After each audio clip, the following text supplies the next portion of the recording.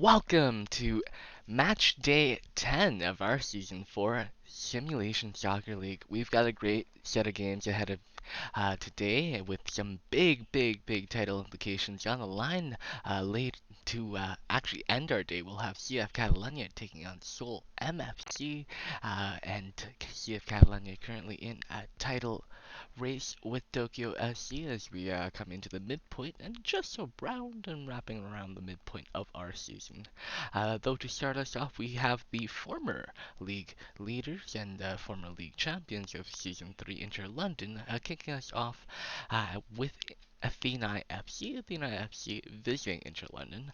Both teams this season, it's been fair to say, have had their struggles.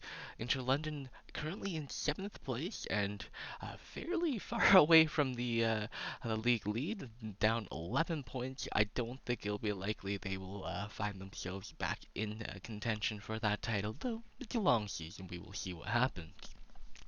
Athena FC find themselves just a little bit under Inter London in 8th place here with 9 points through 9 games. They've been a fair representation of that meaning there.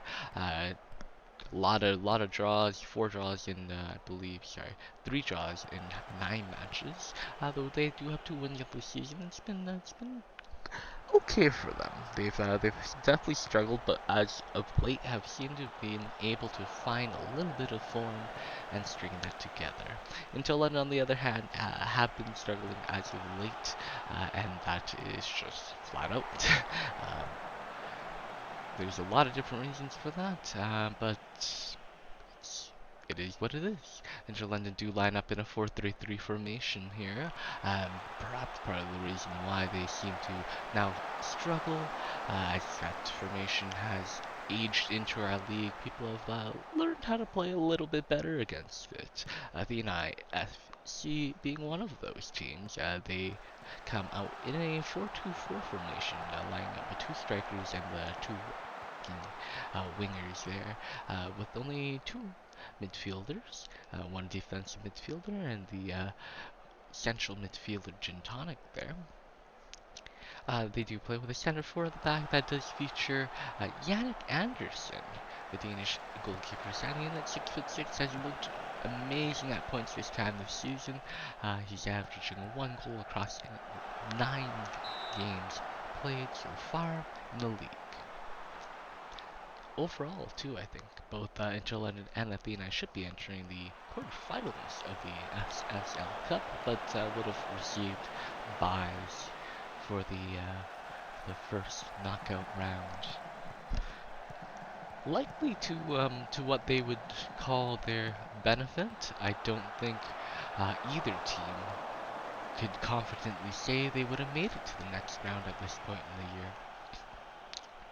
Though in 20 minutes of football so far, Inter London have looked better of the two sides, averaging about 63% possession through 27 minutes, massive number there, and having the bulk of opportunities on the net.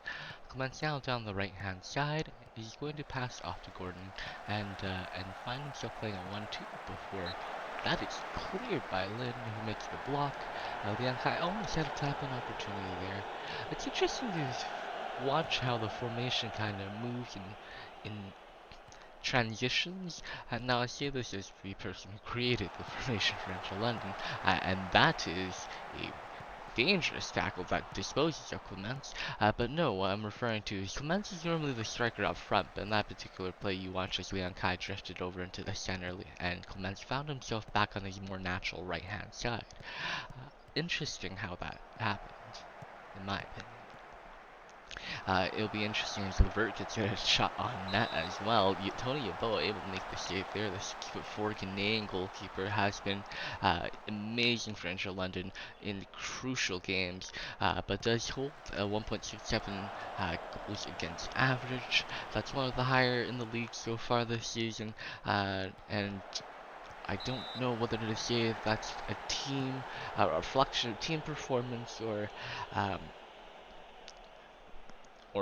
exactly that, I suppose, a reflection of team performance, or a reflection of individual effort, I apologize, but I suppose we will find out as the match goes on. whether or not Adowa can make any more miraculous saves. Lubovic on the right-hand side for Gintonic now, and Time makes a tackle there and able to clear the ball. Interlander really getting stuck into the tackles at this moment, seeming to work out for them. We'll see if it eventually doesn't, or if Athena are able to adapt. And as I say that, Fisher able to find the space, adapting well to Interlondon's fluid formation and just making a little fluidity of their own. Joker really the key man on the play here, able to draw that ball out so wide, and Dubois able to play him back in before Joker finds that key pass and sends Fisher on through for the tap in. Yoboa really beat kind of close to the near post there. Probably wants that back, but 1-0 at the NIFC through 32 minutes. Now, Athena do play in one of the wider formations within the league. They are known to exploit those wide areas, and as you can see there with Joker controlling the play, it's worked out really well for them when they can get the opportunities on the net. Unfortunately, what's not worked out so well for them is chance creation.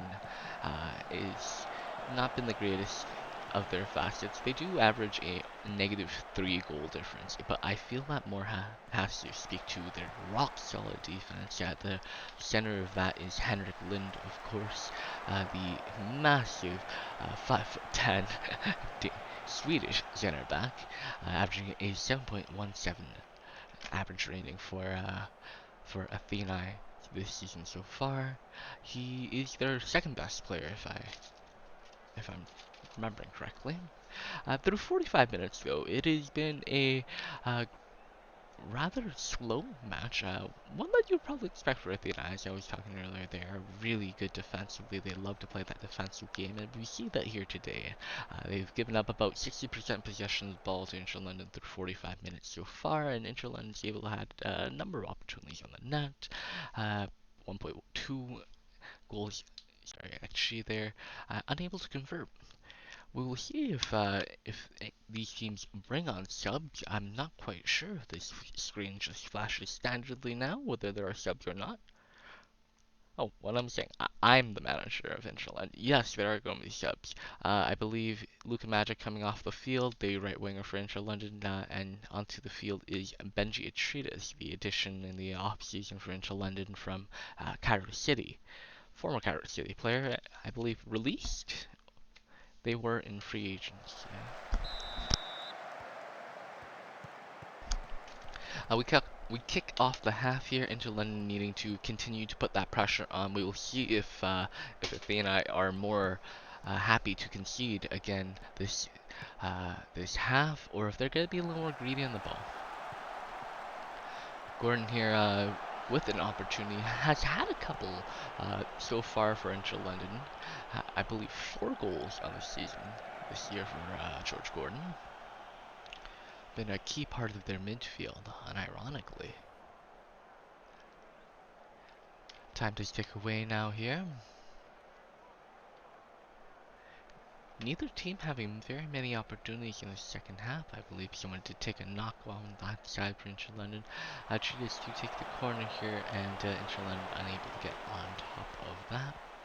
Though they will play it out back to the right hand side. Gordon able to find a little bit of mid space, but unable to get the cross through Joker. Another corner here for Inter London. They've not had too much success on these so far. I don't think they've generated a single opportunity off a direct set piece this game, which is not confusing per se, but surprising. Inter London have typically been very, very good off these set pieces, and seemingly struggled just a little bit today. Ruma out very, very wide, taking a cross. Not something you see often from the Mexican center back. And that goes harmlessly over the net. Euchre, on the other hand, here is an expert at that. Fisher, the recipient of a beautiful back pass, and Dubois able to get a shot on net. Tony Yeboah this time coming up clean to make that save on his near post, and that will keep the game 1-0. Athena really feeling like they should have the 2-goal lead here. That was an excellent opportunity there by Athena. now Inter London to perhaps go the other way, and that is a foul, but I don't think anything will come off of that resulting free kick. Like I said, we've been bad off the set piece today. Perhaps another opportunity for Athênai now. Jeffrey Levert on through, and it looks like, yep, that was definitely a shot on net. So Levert with an opportunity to put Athênai FC up 2-0. Athênai have definitely come out stronger in the second half. Antonio Adowa able to make the save. Not able to make the save there, though. Sebastian Dubois able to tuck that home with his head off the set piece. Athênai have just been so clinical over Inter London there in this particular part of the game, and here you just see it becomes so important. Dubois just getting over Miller and putting that into the far post. Liang Kai with an opportunity with a free kick.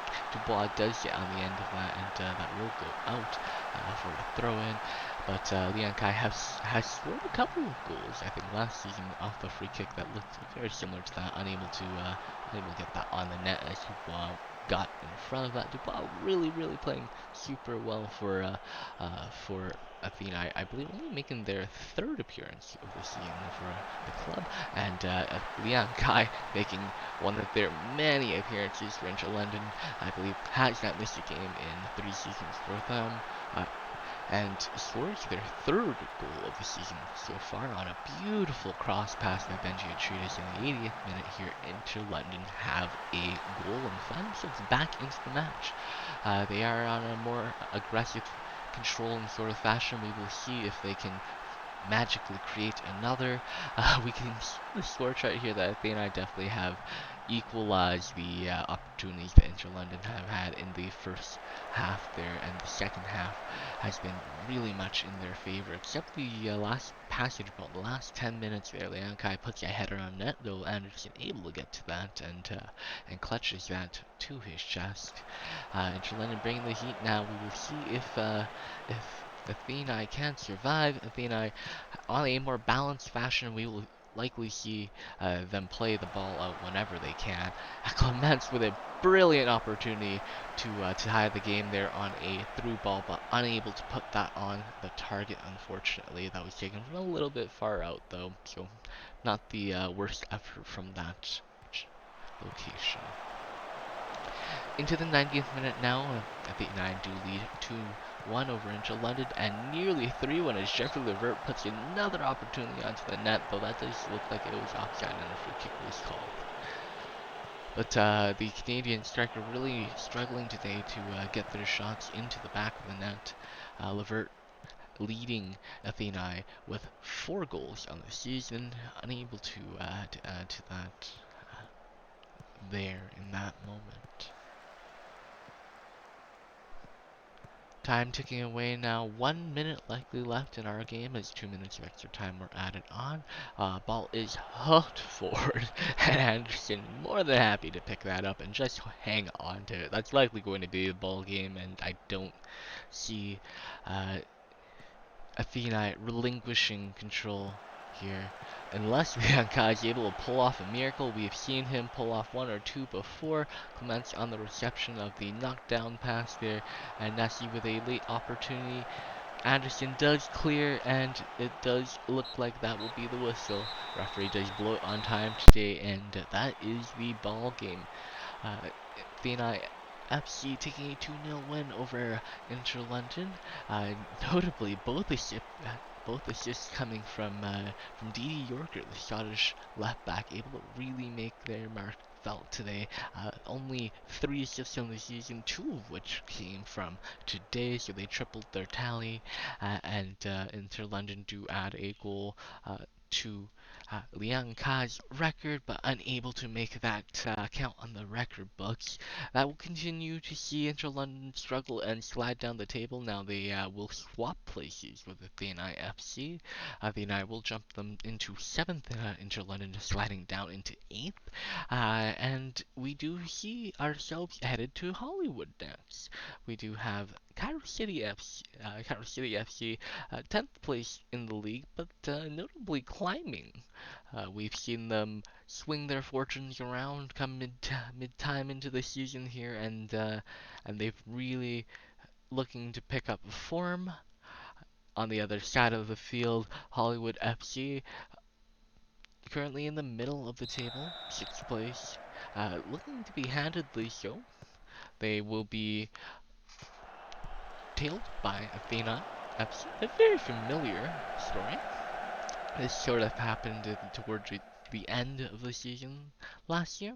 Sam Huge now to take. Sam Huge, I believe, coming over from Tokyo SC. I don't know which trade was made exactly, but I don't believe Huge originally played for Hollywood FC. In fact, I can almost guarantee they didn't.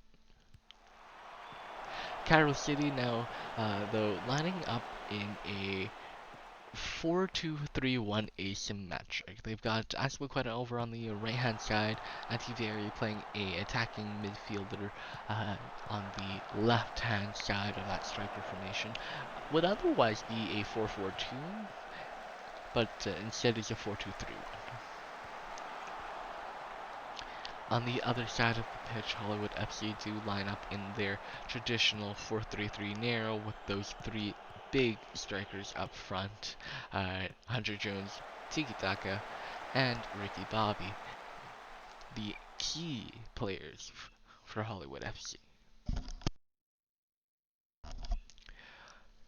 Both teams looking to come out in a more controlling sort of manner today. It will be a challenge for Cairo City to keep Hollywood FC off the score sheet. Notably, Cairo City have, over the last little bit, begun to get a little bit closer to equalizing their goal differential.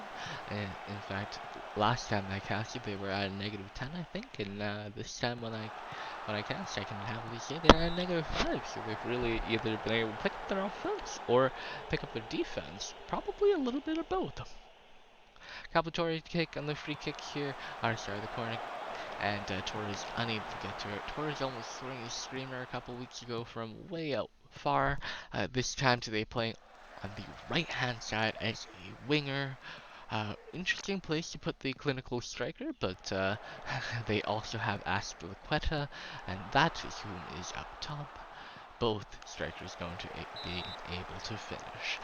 That man, also known to be able to finish, Pierre Antivari, does put that opportunity way over the top of, guided over the top of the net by Scott Sterling.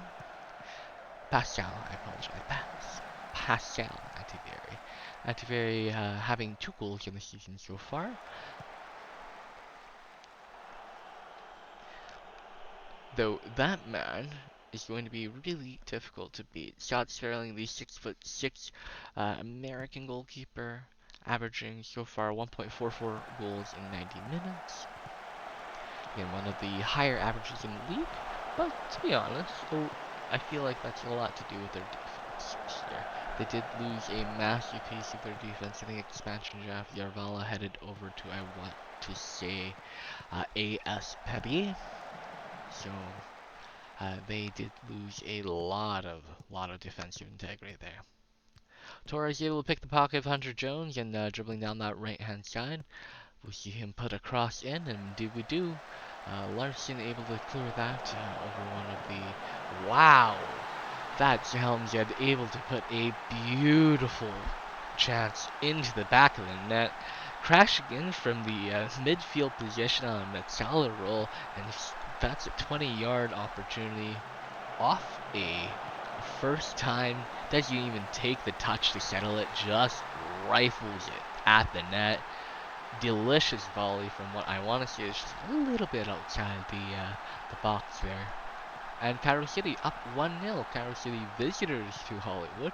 Not a situation Hollywood are used to finding themselves down at home here. Though, as I mentioned, Hollywood FC featuring that explosive offense of Hunter Jones, Yukitaki, and Ricky Bobby. We will see if they can get 1 or 2. I don't doubt that they can, so then it becomes a bit of a firefight. 30 minutes have clicked through, though. Cairo City have really controlled the passage of play, holding the bulk of opportunities on the net. Scott Sterling been very active from that line, clearing any ball that really comes in the vicinity of that box. Tiki Taka could be on through here. Toastman misplayed that, and Taka with an opportunity on net. Bori Barfley able to get to the end of that. The Australian goalkeeper coming in about 4'11", one of the shorter keepers in our league, though stretching out to make the save there. Barfleet's played eight games now for Cairo City, averaging 2.43 goals against average in 90 minutes. And wow, that's a lot of bounces, and maybe a foul or two, I'll be honest. But the ball is eventually hoofed off the line by Hollywood FC. Cairo very nearly found themselves 2-0 up. Instead, chance now the other way for Hollywood FC. Possible down that right-hand side, playing with Miko Rashford, the Zambian midfielder. There's a lot of Zambian players in our league, like really good Zambian players in our league. 3 of which play for Hollywood FC. Hunter Jones on the cross now, and Bori Barfleet needing to make a massive save against Ricky Bobby, the towering Zambian forward, standing in at 6'10". 5 goals so far in the season, not able to make that one count though. But Cairo City into halftime really have controlled the play. 61% possession of the ball, so they've been really good on the ball there, and having the bulk of opportunities though. Hollywood FC able to get a string of them towards the end there. Subs coming in now. I will see if we will see if Hollywood make any subs. But I believe we will see a couple subs coming in from Cairo City.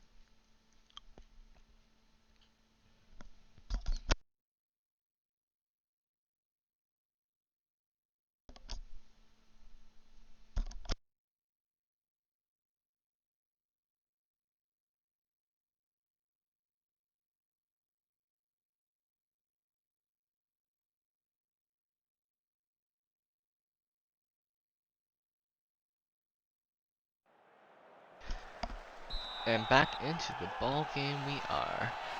Indeed, we see a handful of subs coming in for both sides. Gerard coming into the game. I didn't realize he hadn't started. Coming in for, it was Binkle Jones on that left-hand side, the left back. On the other side, Gabe Johnson leaving the field. Coming in is, I believe, actually, I don't know if Johnson left the field. I know the goal scorer, Arnold Helmstead, did leave.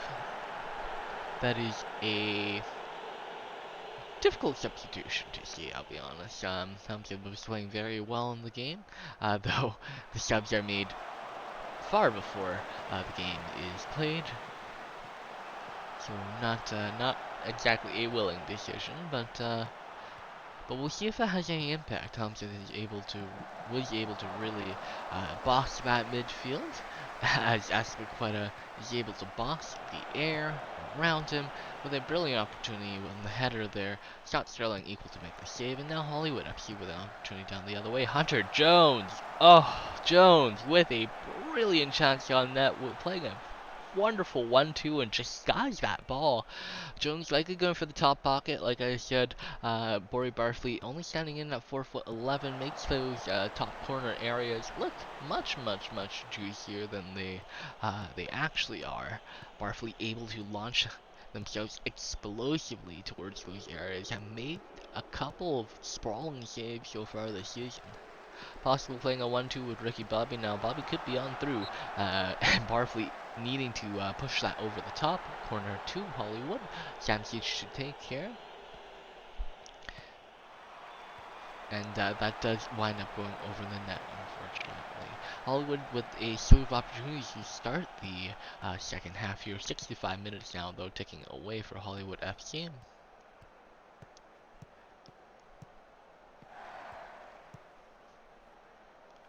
Aspilicueta on through for Cairo City, playing the ball back through for Johnson. Johnson down the right-hand side, I believe. Sorry, Johnson coming into the game. Coming out of the game then was Jeffrey 4 Mile. Jeffrey 4 Mile? Yeah, it's probably 4 Mile. Buenos now on the take for Hollywood, and Rashford able to play that all the way back to Possible, who crashes an opportunity against the crossbar. You don't see that very often from your fullbacks. That is Tim Possible, I believe. No, Han Possible. Tim Possible plays for Sydney City. Also a GM's player, so probably not able to play for Hollywood. 80 minutes now through, and Cairo City still hold a 1-0 lead.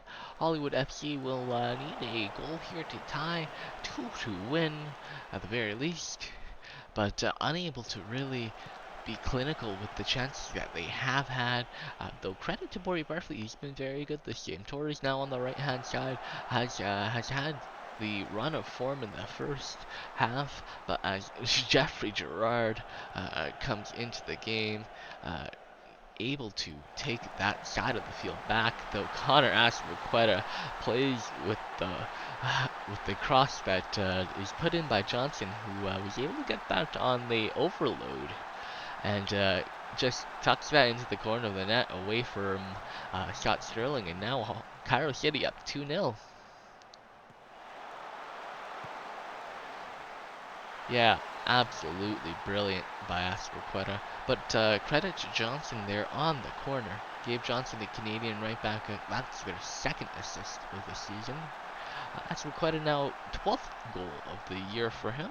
I believe not a ton of those coming in the league. They are not in the top 3 of the goal scorers of the league so far. But perhaps a late season run of form, as is common from Cairo City forwards. We'll see him come back into contention, especially though in 44, having struggled as of late.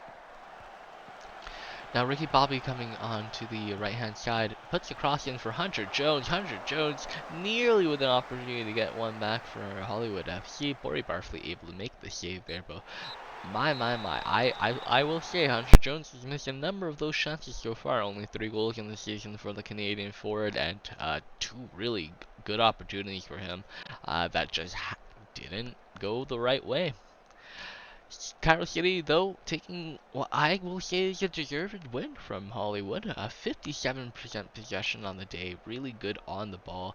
Hollywood will probably feel hard done by not to have at least 1 goal, but Cairo able to come into the U.S. and box the Cup champions quite handedly. A good win by Cairo City continues to see them climb up the table.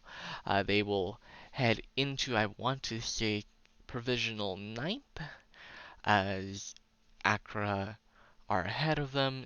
Inter London dropped into 8th, but are on 11. Cairo City with a win will head to 10. So they should be behind Inter London at 9th. Though, we will see if that holds. Accra FC currently 1 point ahead of Cairo City. A win will see them jump back in front, though they have to do it against Sydney City. Sydney City have been very, very good to start their SSL career. Their first season, they, I believe, runners up in the league, and runners up in the cup final as well, actually. This year they've struggled just a little bit. They find themselves in 3rd place, 5 wins through 9 matches, 3 draws, and only 1 loss in this season so far. So they've played very well where they've needed to play well. Coming out in their away kits, I love their away kits. So much fun color in their away kits.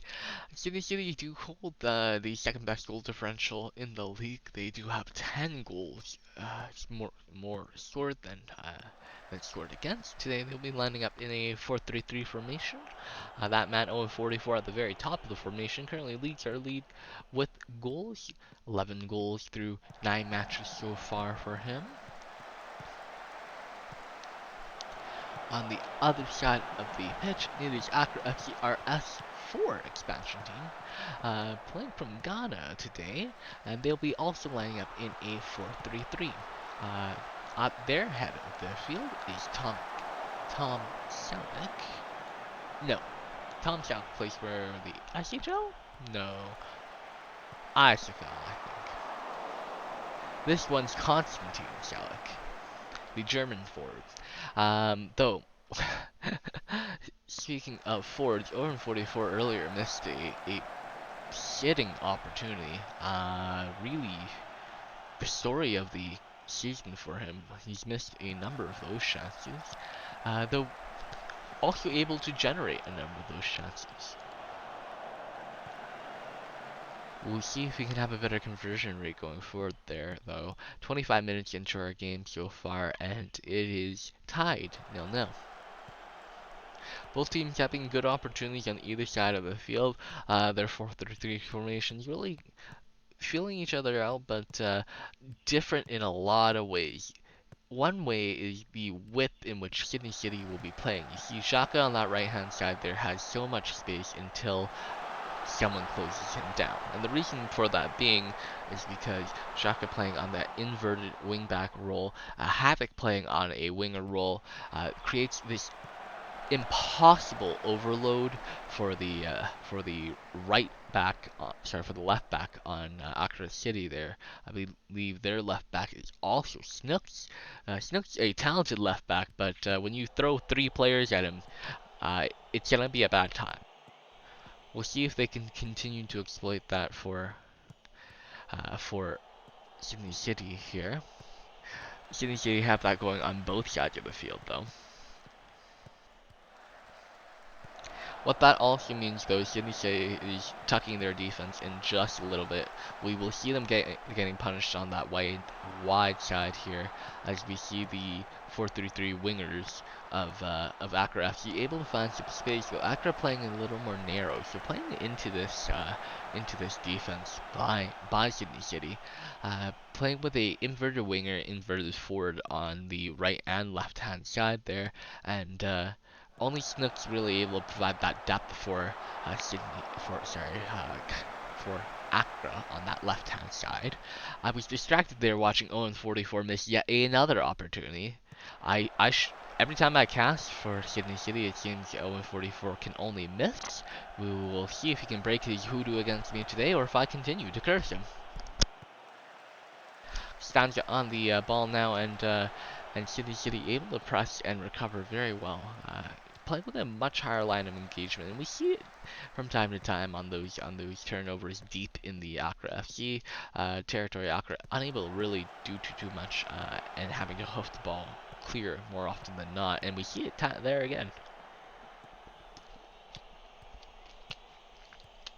Just ultra aggressive on the press here. Snips on the left-hand side here with the cross coming in, and Selig nearly able to get a dangerous header on there. That would have been a finessed opportunity. Certified problem not having to make a save there, though. We'll be happy to watch that bounce harmlessly wide. Xhaka on a yellow will put that cross in. Xhaka's 3rd yellow of the season.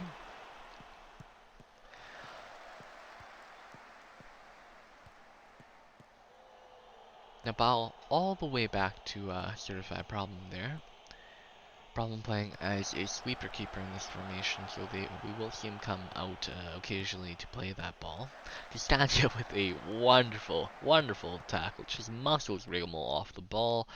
Possible now down the left-hand side, cross 2 come in, and unfortunately unable to get on the end of that is 144. Thomas Llewellyn just able to get himself in front. The American center back clears that ball for Accra FC. Time running down into the half here and past the half here. And Sydney City currently tied with Accra FC. Accra FC tied with Sydney City, though the reason I said it like that is because Sydney City seemed to really dominate the run of play this half. They have had for 53% possession of the ball. The majority of shots on the net, well, the only shot on the net in this game so far, and the majority of shots in general. They've had a really good offensive performance so far, able to find the spaces, and just not able to convert. 0-44, missing a couple of opportunities that looked really good. But if they continue to generate, he only needs to score 1 or 2 of those, right? Accra FC, on the other hand, have struggled to really generate too much. I wonder if it's in part to do with Selleck playing on a more supportive role up top. Their sole striker playing on a deep lying forward role on that support. We will see if they can make it pay off though. Selleck does drop into those gaps, allowing those inverted forward and wingers, Ansia and Rigmol, to really crash into that space that you generate by pulling those center backs apart. Right, you see Freddie really kind of drifted down. Selleck able to pull him away and play at 1-2, able to get a good opportunity there, though coming up to make that save with certified problem. Problem has been really good for Sydney City this season so far, averaging 0.89, so 89.89 goals in 90 minutes, less than one. So they've been really good. 0-44 with another opportunity that is not on the net. That won't count, but was very nearly a brilliant chip. A cheeky move for someone who's not had the most luck so far this season. Number of players now with injuries for both sides. I think subs coming in, and Snook's able to get around a number of players, finding himself through on net and around the keeper he goes. That is a wonderful goal. Yeah, just able to beat Freddie. Freddie torn apart there, unable to track all the players that were crashing there. And Snooks able to find a rare goal, first goal of the season for early Snooks. The Swiss? No, Snooks is Welsh. The Welsh left back able to get onto the score sheet and get the lead for Accra FC. Apologies. Just their second shot on the net, though.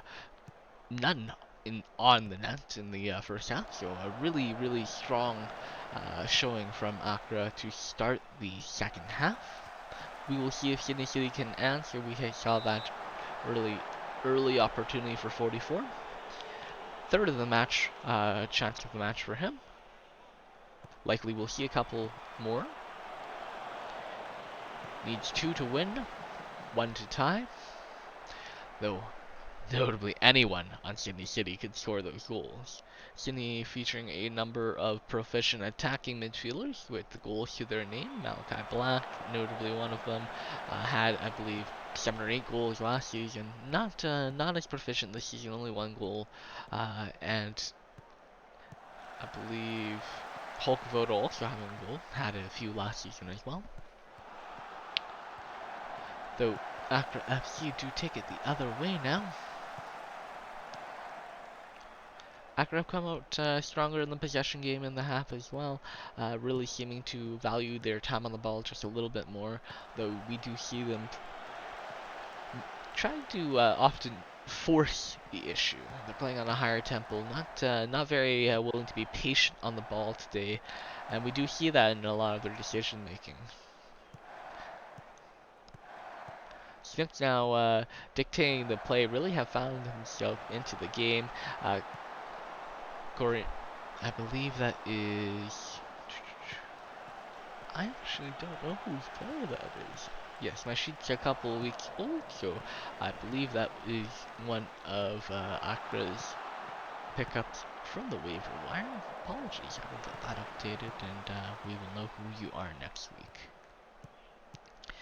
But Accra FC now, on the other hand, perhaps with another opportunity. Down the right hand side, Como Etu, I want to say. Como Etu? Probably. Como Etu with a chance has been really good. Had an assist earlier in the game on that initial goal by Snooks. Snooks really has been the key player for Accra this game so far. One of their best attacking players, and quite honestly, one of their best passing players as well. Really been able to threaten in opportunities, and Accra have yanked this game back in terms of possession as well.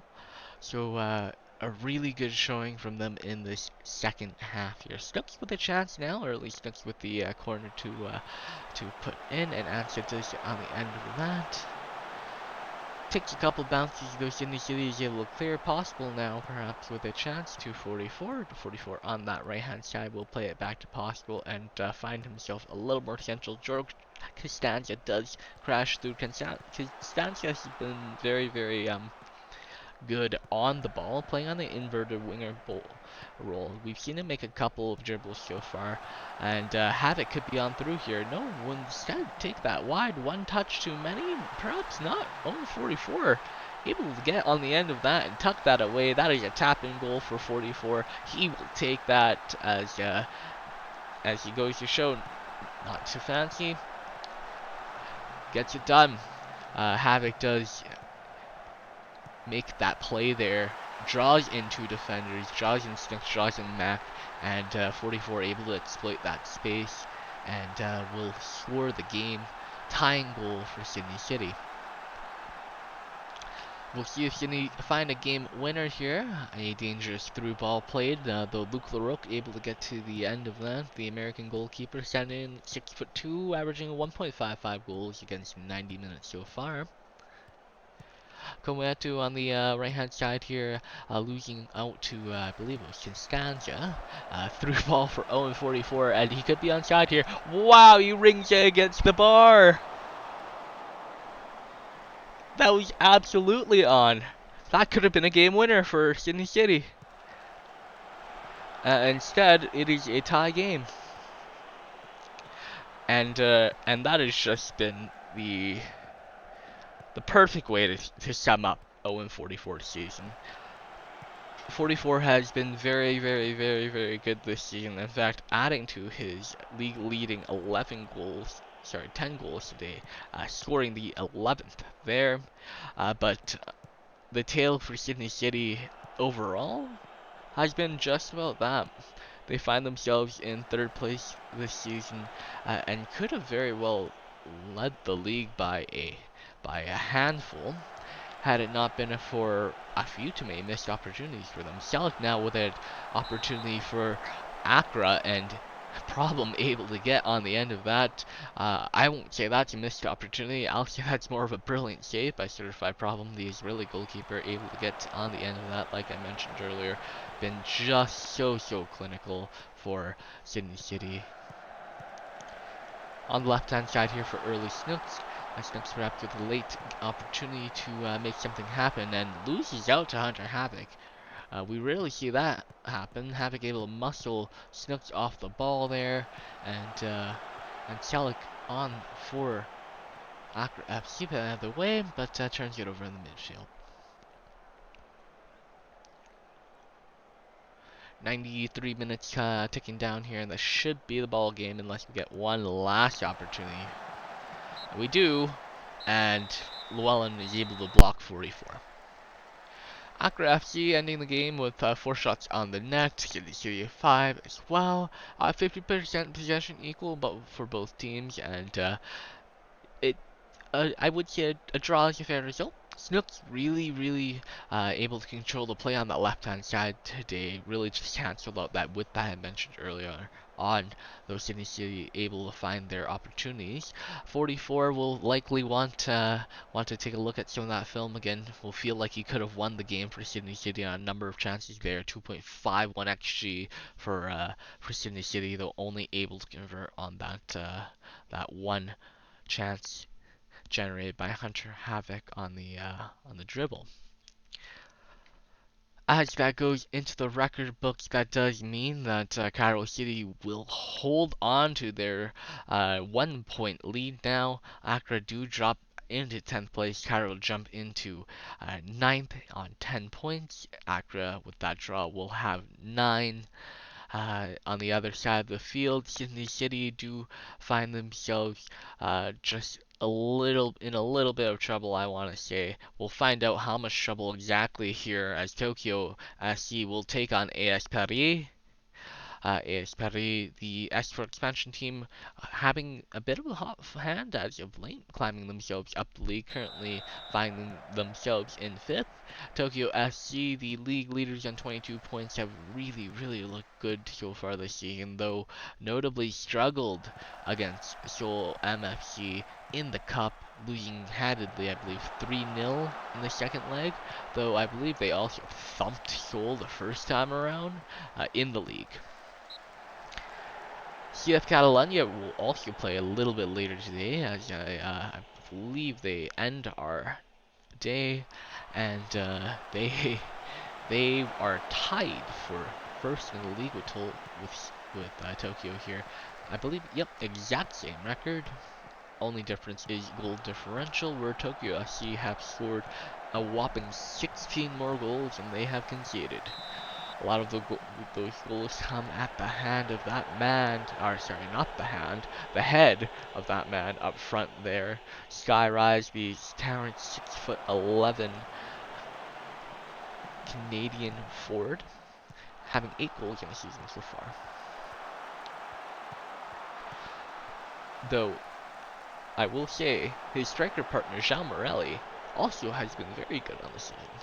7 goals for the Brazilian forward. Isagi on the take on the corner here. Ball is put over the net.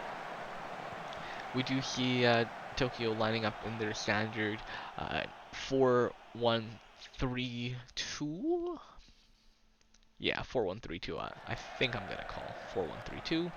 Defense midfielder, 3 midfielders, and those 2 strikers up front. They have their wow, Isagi with a blazing shot.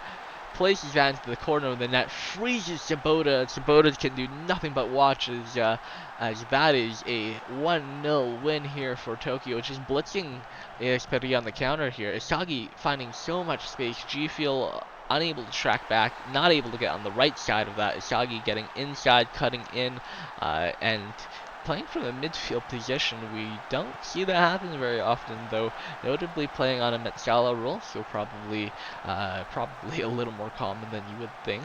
Wow, Soderberg could have doubled that, and fortunately, well, not unfortunate for AS Paris. Paris probably very glad that a save was made there by Sabota, Radek Sabota, the Czechoslovakian goalkeeper, standing in at 6'6", averaging 1.73 goals against in 90 minutes so far. Has been good for AS Paris as they continue to climb up their league, but earlier looked a little stunned today on that opportunity.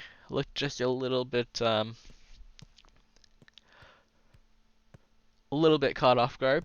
We'll see if that woke him up a little. It definitely made a big save there to keep that game equal, or well, as it is. Tokyo SC with the bulk of opportunities through 25 minutes so far. AS Paris coming out in a more positive sort of fashion, looking to control the ball game, though playing at a higher tempo.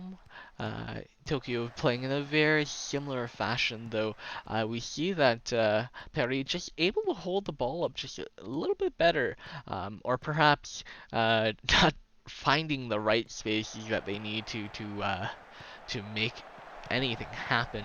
We see a deep ball there, able to climb Paris up the field. Cody Hill making a brilliant save there on Alistair, able to deny Alistair there, and has been really good for Tokyo overall.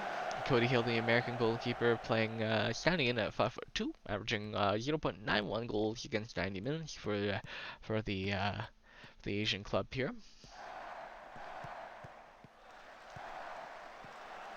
G Fuel on the other end of the field, able to intercept the pass. G Fuel playing on a wing back support role, playing a little bit higher up the field, and that very much pays off for them. Isabella Cortez able to get on the end of that, playing on a inverted forward role. Not surprising to see Cortez crashing in here. Wow.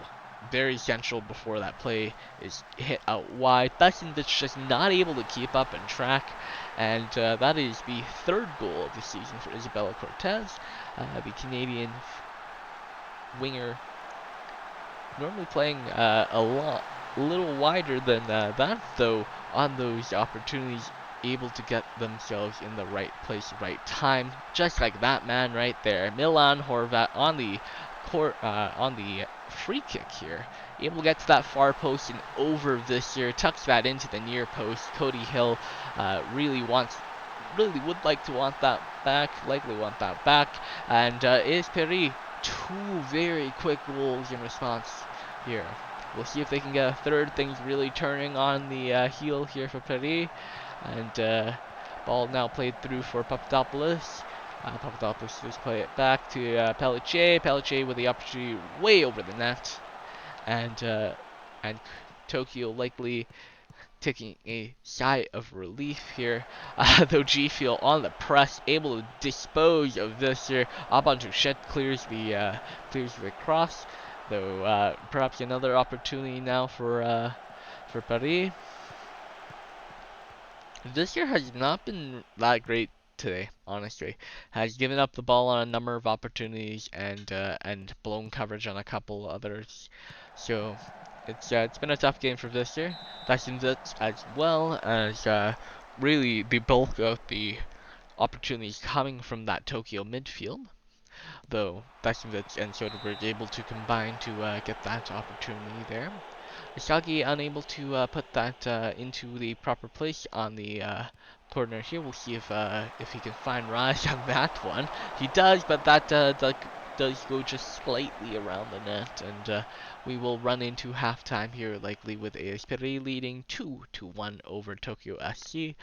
Tokyo SC have had the bulk of opportunities in the direction of the net, though AS Peri on their the rare opportunity they do find themselves on the ball in that first half, they were able to finish the chances that they did get. Tokyo SC really squeezing possession today, holding on to about 60% of the ball. Not surprising to see that from our home team. A couple subs coming in, I believe, now for AS Paris. Shouldn't be any subs for Tokyo unless they've added a player or two that I'm not aware of.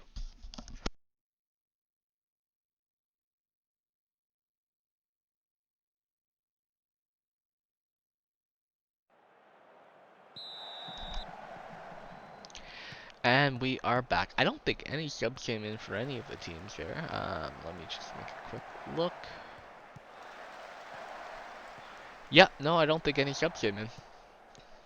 So, oh shoot, I completely missed it. AS Paris are lined up in a bit of a different formation today. They're lined up in a 3-4-3. Very similar to how I would say Seoul play. Very, very similar indeed.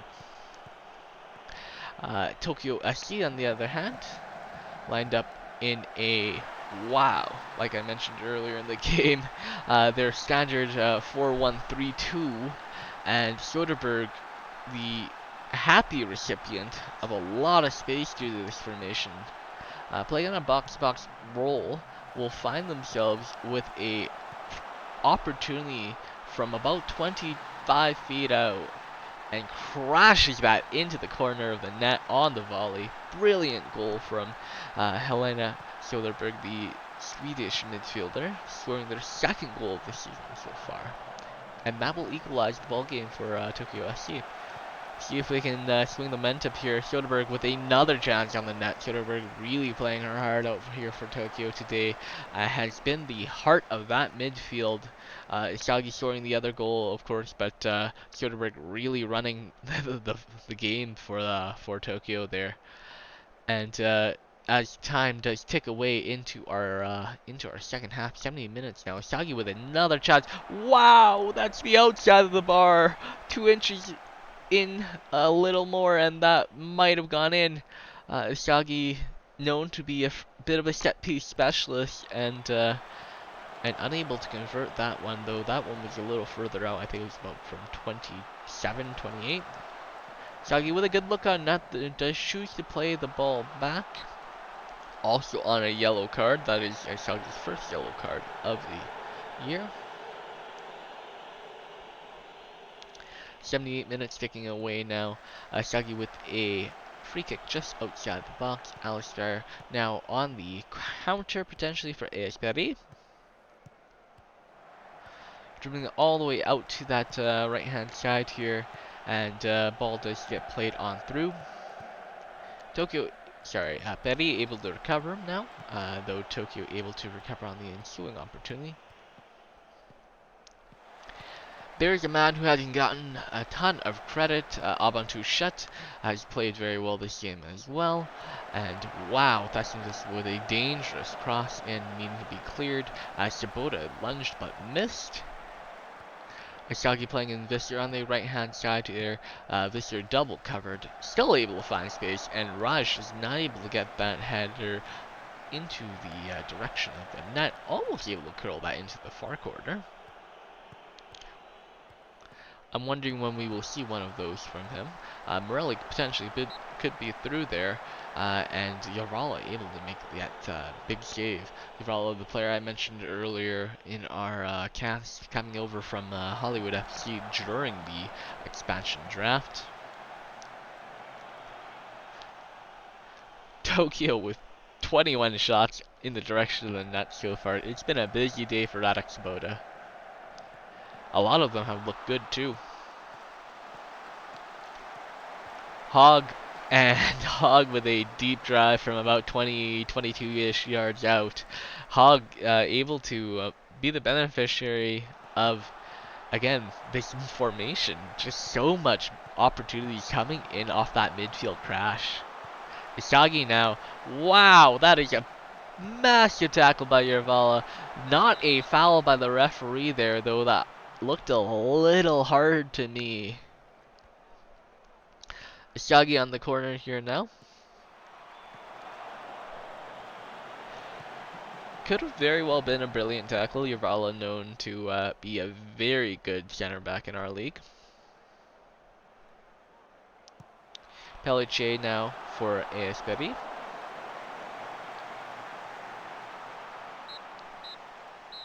Wow, that's the game. Where did our time go? Wow. So AS Paris able to get 2 goals today and tie the ball game. Oh, sorry. They had the lead at 1.2 very quick goals in 5 minutes there, off set pieces. Though Tokyo able to tie the game eventually. I will say that Tokyo can probably feel hard done by today. It's not been a good day for the Paris offense. Leo Papadopoulos really seems to struggle this match, and Tokyo had the run of chances. 2.07 XG to AS Paris 0.62. I won't go as far as to say they got FM'd. I will go as far as to say that they probably deserved a little more than that. But as it is, that is a big draw for Paris, who continue their strong run of form. Tokyo will now hope that Catalunya slip just a little against Seoul MFC.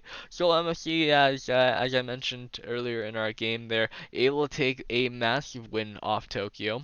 We will see Seoul and Catalunya play at the end of the day. However, right now we're headed over to Canada, where the Argentinian CA Buenos Aires will be taking on the home team, Montreal United, in a bit of a clash of the cellar dwellers. Montreal United occupying the 12th spot in our league, the league cellar, and CA Buenos Aires is a team whom is very familiar with that position intimately. So, having been at the bottom of, sorry, I don't think they were at the bottom of the table last season, but having been at the bottom of the table to begin the season at times. CA Buenos Aires is currently in 11th though, so this really is a battle to see who can climb above that 12th position. A win for Montreal United will see them leap CA Buenos Aires and put them back into 12th. CA Buenos Aires with a win over Montreal United will see them firmly jump ahead of Montreal United, currently leading United by 2 points. CA Buenos Aires with 2 wins through 9 games so far, 6 points on the match table. Montreal United, on the other hand, 1 win and 1 draw through 9 games. Both teams having 7 losses. That's why I'm stumbling over that 7 there. United on those 4 points, Buenos Aires on 6. So again, a win over United would put Buenos Aires really into a 5-point lead. So that's what they'll be hoping to do. They are lining up in a tried and true formation that I saw them run very, very much last year. I think it's come to the point in the year where they need to return to some familiarity and see if it finds them a little success. It definitely did last game.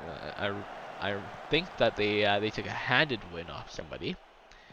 Montreal United, on the other hand, do come out in a more standardized formation, a 4-2-3-1. They've been playing in this formation for the majority of this season so far. The 4-2-3-1, a very hallmark formation of any league that plays football. And unfortunately, it's just not been the best of tactics for United. Though I would argue that a lot of that has to do with a little bit of luck, and Tally needed none of that there. Decides to just put that neatly past Adam Rage.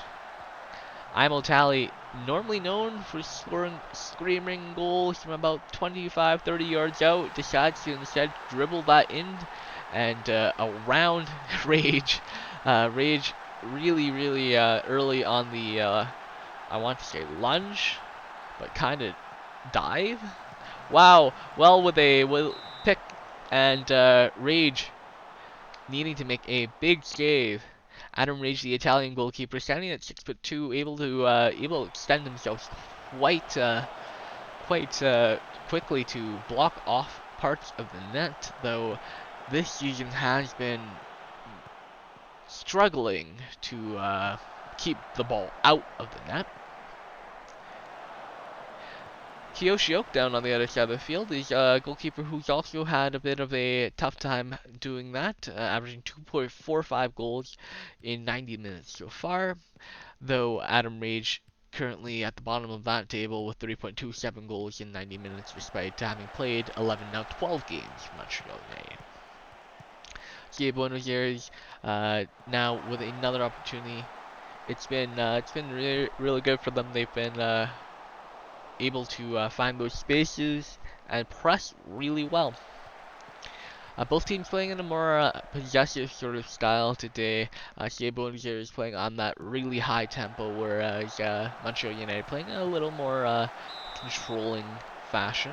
It's not worked out for them, unfortunately. CA Buenos Aires have had the run of chances of Catalunya very nearly able to put a free kick into the corner of the net there. But Montreal United have done one thing well, and that's hold the ball.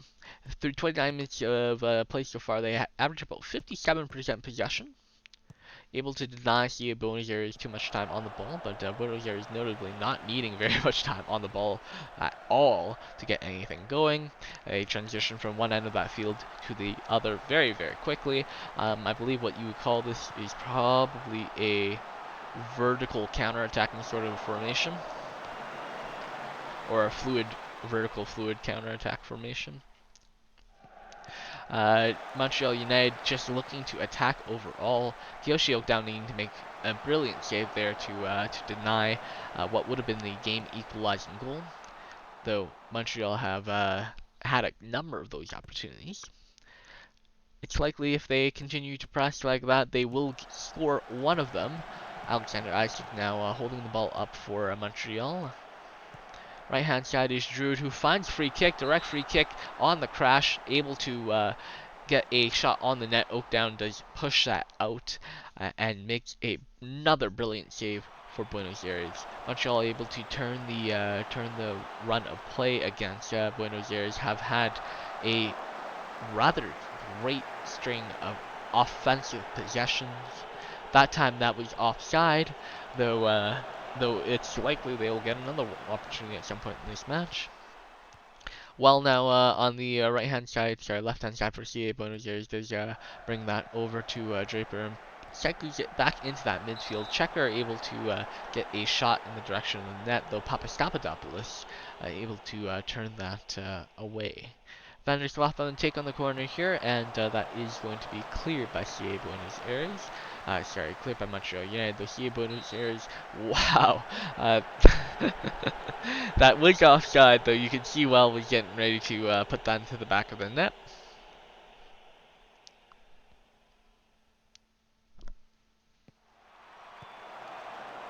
I'm probably absolutely butchering that. Sorry, there's no L. It's WEIB, I think. Well, WEI beta. I want to say Weeb. It's probably Weeb. Somebody correct me whenever we watch the stream. And tag me if you don't mind. I probably won't see it if you don't. Bjork starts with the chance now for CA Buenos Aires. And Montreal United able to turn that around. Coffee Biscuit with almost a great chance to equalize there. Loses out on the ball though. Now through half of play, it is 1-0 to CA Buenos Aires over Montreal United on a rainy day in Montreal. About equal chances in the direction of that for both teams, 8 shots apiece, though Montreal having 4 more than CA Buenos Aires on the net itself. Wonder if we will see any subs come in for either team here.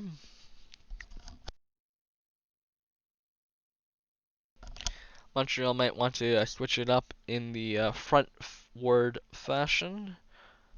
There are a number of opportunities, just means that they have not been as clinical as they've needed to today. Perhaps a change can change that.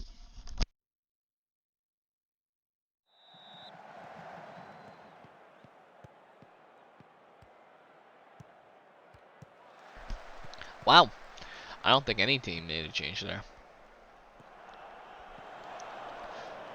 But all the way back to CA Buenos Aires. Buenos Aires will need to play a little bit better on the ball if they wish to hang on to this lead. They cannot continue to give up as many opportunities as they have to Montreal United. Papastapadopoulos on the crash there was looking for the ball. Unfortunately, I think he got ignored. And this time was able to find Lexington when he was not ignored. Lexington on the far end there. I believe Lexington, the fullback, right back for Montreal United with a beautiful chance. You don't see a ton of those coming from the right back. Lexington scoring their first goal of the season, the Canadian right back, putting that neatly away. Kiyoshi Oakdown unable to get to that, though very, very close. Will likely still be disappointed. But that is a tie ball game for Montreal, and must say it has definitely gone that sort of way towards the end of the half, and Montreal come out of the locker room and continue to do exactly what they were doing earlier in the game, and that is just controlling the field of play. CA Buenos Aires will look to hopefully turn this around. As I mentioned before, they just need to get a little more time on the ball. Whenever they've had time on the ball, they've been very good, but struggling to maintain more than 40% possession in this game so far. Coffee Biscuit could be through for Montreal United now, and Kiyoshi Oakdown able to make a brilliant save there. Biscuit went for the curl and unfortunately didn't put it wide enough. Oakdown able to get himself to that and push his pad out. Though now Lexington on the ensuing corner able to put that back into the box, and that is eventually cleared. Montreal United though recover and continue to press the aggression. Druid now on the right hand side dueling Crucis and puts a massive cross into Biscuit. Biscuit will get to above the defender, but not able to get onto the net there. Here Buenos Aires with a corner now for and an opportunity to find a little bit of offense. Laurent Gorkov on the crash here, Crucis as well, and Montreal will kind of just push CA Buenos Aires back and off the ball. Wow, that is the most controlled defensive aggression I've seen from a team in a long time. We could be on through here, and Adam Rage not needing to make the save. Weep just kind of smashes that past the entirety of the net and the keeper. A little finesse probably would have did him good there, as I feel like a dribble might have helped. Instead, an optimistic opportunity will remain exactly that, optimistic. Druid, though, on the other hand, looking to convert a little optimism into a goal, able to get that shot onto the net, forcing Oakdown to make a save. The ensuing corner is cleared. And Druid really kind of hasn't had a great season. Only 1 goal, 1 assist so far on the season. Has been ever present for, that is Silver Druid, I apologize. Silver Druid having 3 goals and 2 assists now for Montreal. Still having a good season for them. I think I expected them to be a little more involved in this game than they have, and but otherwise has been ever present so far for Montreal United. Silver Druid making 11 appearances so far in the season. This is their 12th.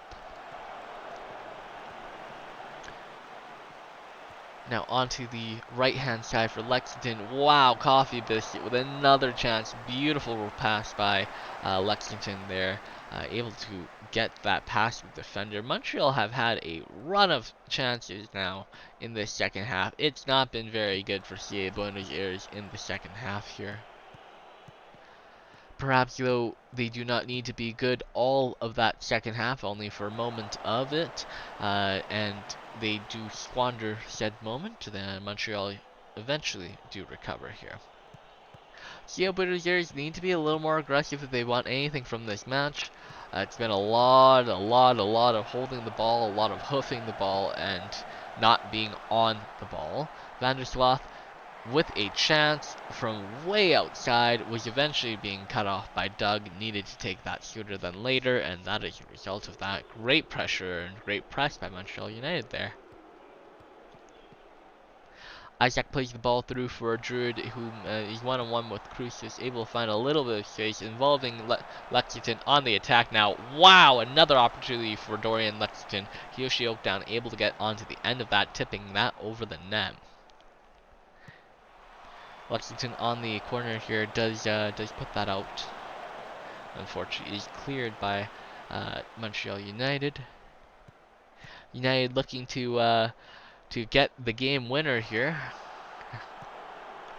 At this point, probably deservedly so. Free kick with a wow. That's a missed opportunity and a bit of a squandered ball too. Oakdown was not ready for that. If he put that in that probably would have gone in.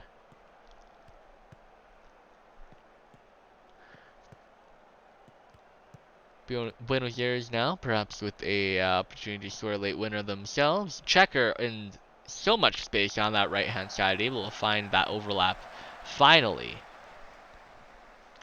Though not able to make too much of that. Papastapadopoulos able to close him down and force a low cross into the corner of Adam Rage's periphery. 91.5 minutes gone now, about 30 seconds to play left. Montreal United looking for a game winner. Wow, and there it is. Alexander Isaac puts that away in the 91.5 minute. That's the game winner for Montreal United. It has to be.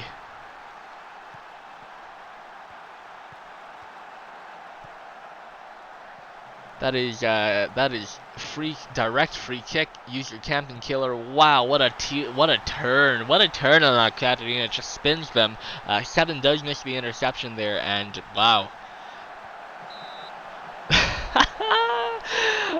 Buenos Aires very nearly got that back. Oh wow! It ended up being offside though, so I don't think it would have counted.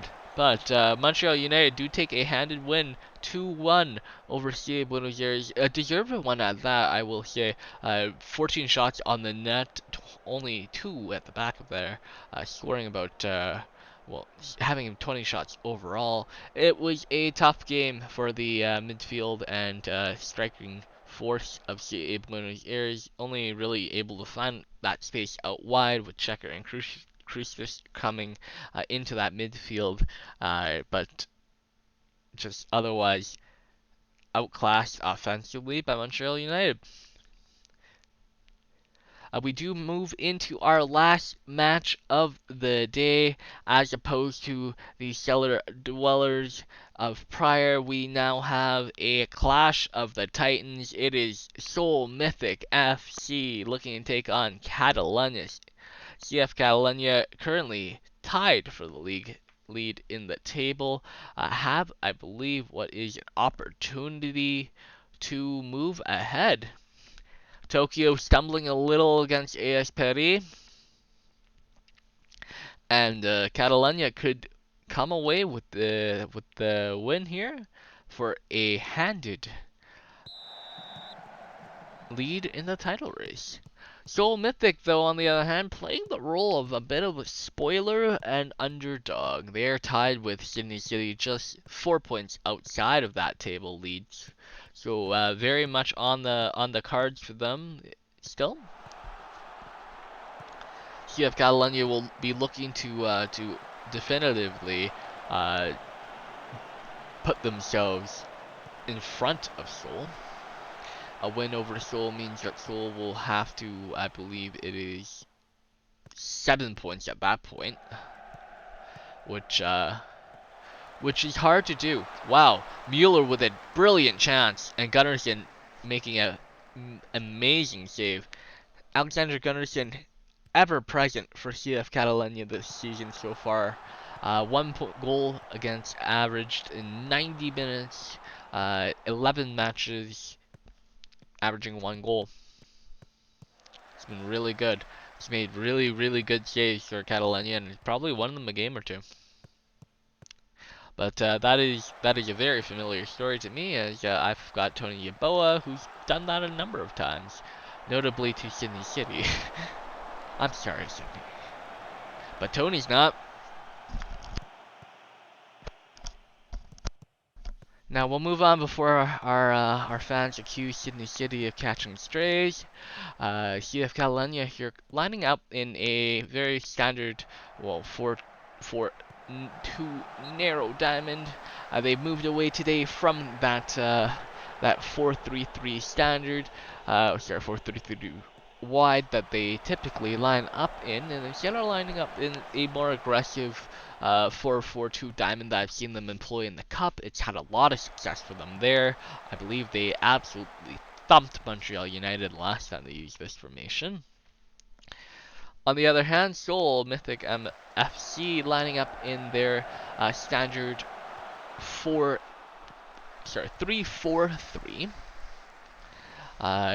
They've played different variants of this particular formation this season so far. Today they'll be lining up with 2 strikers and a right winger in Ketchup Noodle. Their 2 strikers, Aloisi and Okocha, have played alright for Seoul. I believe Okocha currently leads Seoul with 5 goals in the season, which is a little disappointing for them. I'm sure they'd like to have seen a couple more goals go their way for their big man, but they will take it. They currently sit 18 points in the league table, so if it works, it works. What that means, of course, is that Seoul is rock iron defensively. Catalunya are playing in a more aggressive sort of fashion, notably playing on a more positive sort of style. Seoul also play on that more positive sort of style, though their natural formation leads them to be a little more defensive. I apologize.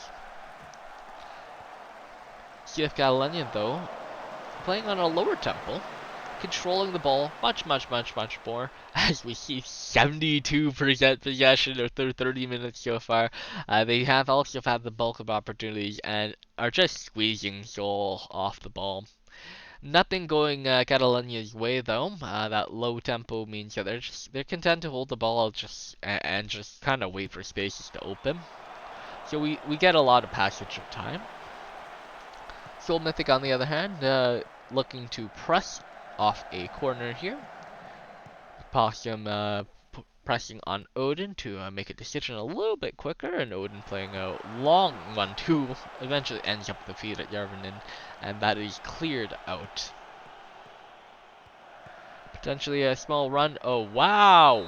Wow. Gunnarsson able to make a save there. Aloisi was offside, I think. Okocha notably didn't play that ball. I thought he would attack that ball, and that was through for him, but that does go to Aloisi. I think it may have actually been Okocha who's offside, and that's why the whistle went, but Gunnarsson was there anyways. Through 45 minutes so far, Catalunya have really squeezed the possession out of Seoul Mythic Seoul MFC. Uh, I'm not quite sure how Seoul can recover on that front, but we will see as they come out in the second half here. Subs coming in, I think, for CF Catalunya. We will see though.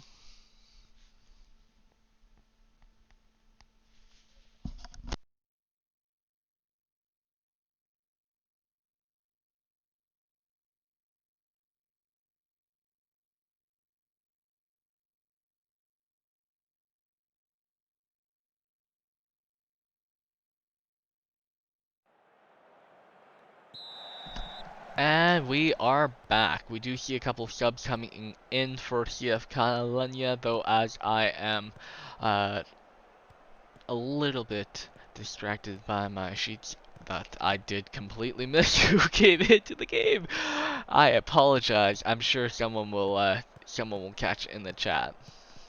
Mueller here playing the ball for Seoul MFC. Actually, you know what? I will attempt to decipher. We saw it on the screen there. I think that was Leaf Fist coming into the game here for somebody. Might have been Stojakovic that came off the field. I will see Nick Flopface with a chance there. Kong able to make that save, coming out just a little bit outside the net to challenge, and pushes that over the bar. Yeah, that does look like it was Leaf Fist swapping in for Stojakovic. Leaf Fist, the Danish center back, standing in about 6'4". McFlop is also coming into the game. I believe that's Shion Okamoto that they subbed off to replace. And McFlop is immediately having opportunities, able to turn and shoot on the heel there. So good news for CF Catalunya. They likely made a couple changes there to get a little freshness in their attack.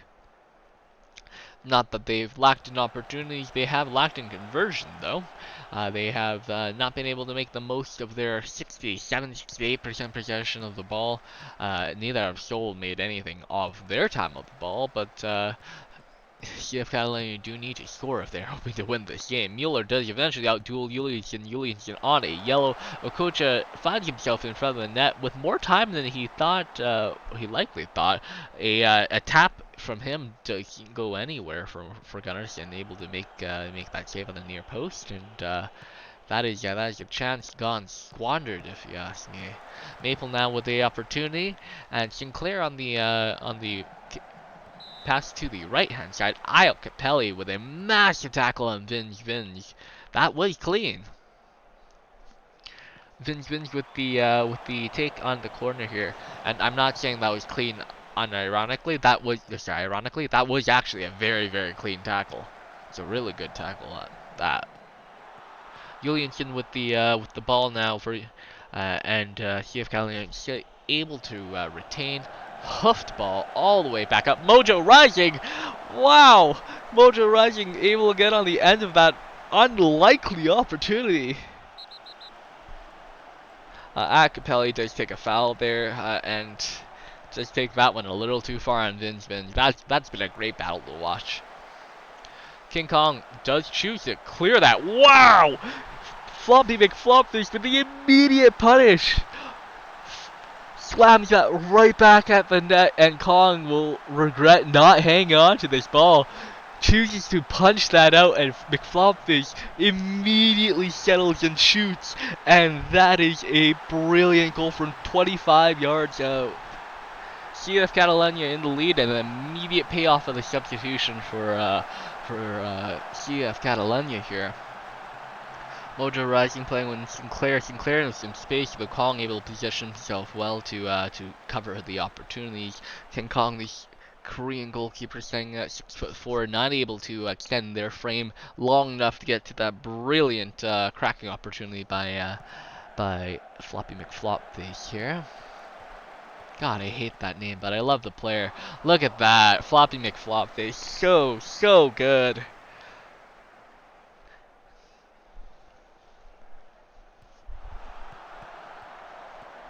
Just able to create so much on that turn and shoot. Sinclair there with an opportunity themselves, though that does go over the net. 80 minutes now, 63% possession of the ball, perhaps a late opportunity for Seoul, needing to generate off these set pieces here. Wow, and that's a penalty. Leaf fist, handball, bat ball. Aloisi to take here. We'll see if Seoul can equalize. Got a shot, makes the save!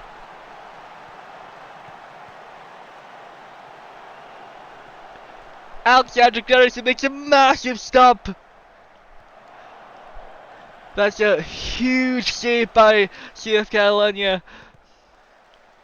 Well, Gunnarsson in particular, the rest of the team had nothing to do with that. That was all Alexander Gunnarsson, and that is why CF Catalunya currently are in the provisional league lead, and it's saves like that and saves like this. Gunnarsson makes another robbery. Highway robbery. Seoul now can say they have been robbed by the Gunnarsson. Gunnarsson doing that to so many teams this year. Wow. Aloisi with another chance on net, and Gunnarsson with another save. 5 brilliant chances for Seoul, 5 brilliant saves for Alexander Gunnarsson. Catalunya with a narrow 1-0 lead here. Could very well have been down 2 or 3 goals by now, were it not for their goalkeeper, Alexander Gunnarsson. Brilliant game by her, and a really good game by Floppy McFlopface.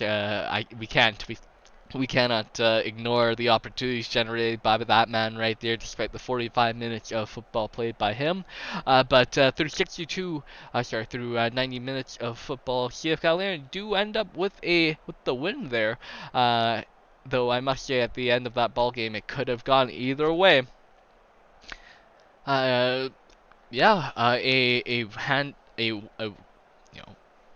Good win for CF Catalunya. I'm sure they'll be very happy with that win, especially as that means they now find themselves in the league lead for the league title. They have 25 points to end the day. Right behind them, though, is Tokyo SC. A bit of a slip up today does see them drop 2 points, and Sydney City do get a little bit closer as well to coming back into the race. Though now with 6 points between themselves and Catalunya, it's going to be a little bit difficult. It's a long season, though. I believe 24 games being played this season, only 10 matches through. So MFC, though, will retain themselves in 4th, as does AS Peri in 5th. Hollywood FC in 6th here with 13 points, and Athênai FC, the next team to climb up past Inter London. They move into 7th with 12 points here. Inter London continue to slide down the table. They now find themselves in 8th with 11 points. Cairo City now in 9th on 10 points to continue to climb up the table. Accra FC do slip a little bit, falling into 10th with 9 points there.